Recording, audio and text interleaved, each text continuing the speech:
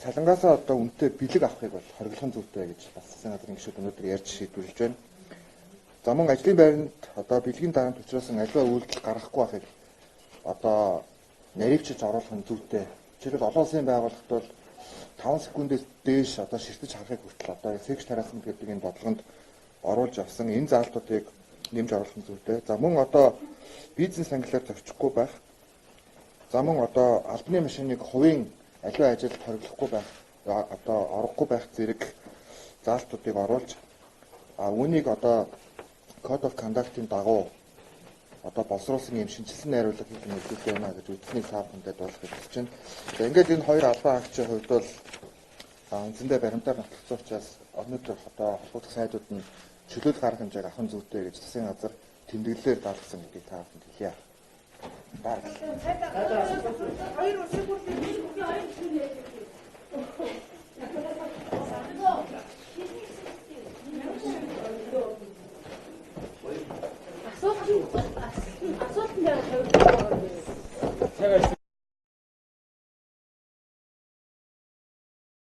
энэ өдрийн мэндийг хүргэе. За төрийн албаны тухай хуулийн 42-ийн дагуу төрийн захиргааны болон үйлчлэгээний албан хаагчийн ёс зүйн дүрмийг бид нэр одоо шинжилэн батлаж 3.1-4-т гадаадд зорчигтой мөрөөдөө тоглоом тоглох энэ төрлийн үйлчлэгээний газар үйлчлүүлэхгүй байх хоригдсан заалт оруулсныг өмнө нь мэдээлж байсан. За энэ хугацаанд бас бидэнтэй олон талаар хамтран ажиллаж мэдээллүүд ирүүлсэн одоо иргэдтэй бас баярлалаа гэж хэлхийг хүсэж байна. За ингээд 10 гаруй мэдээллүүд өнгөрсөн хугацаанд ирсэн байна. За хоёр мэдээлэл нь бол үндсэндээ бодиттой гэдэг нь бол нотлогдож байгаа талаар өнөөдөр засгийн газар дээр бидний хувьд бас ярилцлаа. За ингээд Монгол Улсын засгийн газрын хэрэгжүүлэгч агентлаг Гайлын ерөнхий газрын дэд дарга Ёндангийн Бат Эрдэнэ казино тоглож байгаа нь одоо тогтоогдсон байна. За мөн Мяд хувьцаат компани сөүлдэх төлөөлөгчийн газрын ажилтан С Баатар цогт мөрөөдөө тоглож энэ төрлийн одоо үйлчлэгээний газар үйлчлүүлсэн холбогдох баримтаар нотлогдож байгаа тул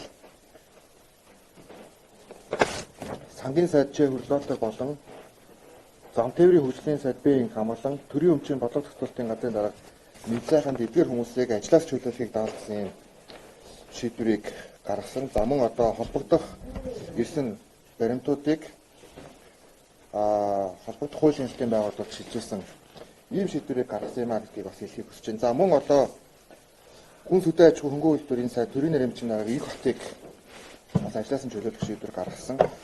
За энэ асуудал яригдсантай холбогдуулж засгийн газар дээр өнөөдөр за Code of Conduct гэж ярьдаг төрийн албан хаагчийн одоо ёс зүйн энэ дүрмийг одоо хуулийн заалтанд оруулж нэг үргэлжлэл ёс зүйн дүрм зөрчигдсөн тохиолдолд төрийн албан хаагч одоо шууд чөлөөлөгчөөр ийм хуулийн зохицуултыг одоо шинжилж оруулах нь бол зүйтэй гэж бас ярилцлаа. За мөн одоо энийг ном болгон хэвлүүлж төрийн албан хаагчдад болон олон нийтэд цааш тараах нь бол зүйтэй.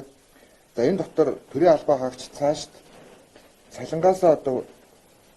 цалингаасаа одоо үнэтэй бэлэг авахыг бол хориглохын зүйтэй гэж бас засгийн газрын гишүүд өнөөдөр ярьж шийдвэрлэж байна. За мөн ажлын байранд одоо бэлгийн дарамт учруулсан аливаа үйлдэл гаргахгүй байхыг одоо наривчилж оруулах нь зүйтэй. Жишээлбэл олон улсын байгууллагт бол 5 секундээс дээш одоо ширтэж харахыг хүртэл одоо секс харассмент гэдэг энэ бодлогонд оруулж авсан энэ заалтуудыг нэмж оруулах нь зүйтэй. За мөн одоо бизнес ангиллаар зөрчихгүй байх. За мөн одоо албаны машиныг хувийн аливаа ажилд хориглохгүй байх, одоо орохгүй байх зэрэг заалтуудыг оруулж үүнийг одоо Code of Conduct-ийн дагуу одоо боловсруулсан юм шинжилсэн найруулга хийх нь нөлөөтэй байна гэж үндсний цаавхандад болох гэж байна. За ингээд энэ хоёр албан хаагчийн хувьд бол үндсэндээ баримтаар нотолсон учраас өнөөдөр одоо холбогдох сайдууд нь чөлөөлөх арга хэмжээг авах нь зүйтэй гэж засгийн газар тэмдэглэлээр даалгасан гэдгийг та бүхэнд хэлье.